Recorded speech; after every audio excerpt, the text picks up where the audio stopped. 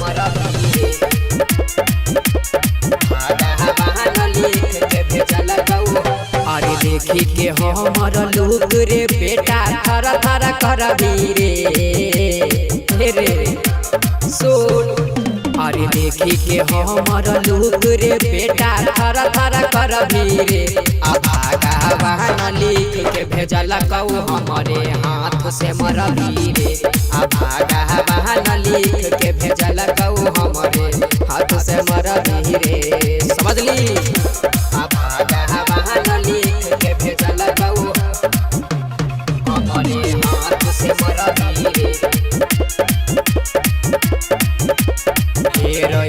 छियै रंगदार थाना करै छै सलाम रे मारा बौए तना मायर रे बेटा ऐ तो कोई नहीं काम रे दिमाग में घुसाइले बात क्या। छियै रंगदार थाना करै छै सलाम रे मारा बौए तना मायर रे बेटा ऐ तो कोई नहीं काम। अरे जेता ना उछल भी उछल ले हमारा कुछ नहीं उखार भी रे जेता ना उछल भी उछल ले हमारा कुछ नहीं उखार भी रे भागा बहान लिख के भेजल कऊ हमरे हाथ से मरबी रे भागा बहान लिख के भेजल कऊ हमरे हाथ से मरबी रे समझली। भागा बहान लिख के भेजल कऊ हमरे हाथ से मरबी रे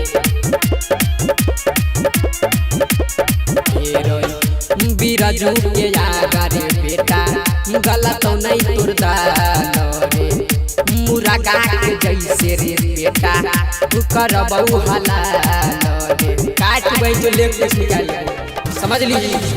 बिरजू के आगा रे बेटा गलत नहीं तुरदा रे मुर्गा के जैसे रे बेटा करबऊ हलाल रे पम पम बिहारी मोनू मस्ताना के कुछ नहीं उखारबी रे किशोर छैला अंकुश मिठुन के कुछ नहीं उखारबी रे भागा बहान लिख के भेजल कऊ हमरे हाथ से मरबी रे भागा बहान लिख के भेजल कऊ हमरे हाथ से मरबी रे बुटी बुटी काट।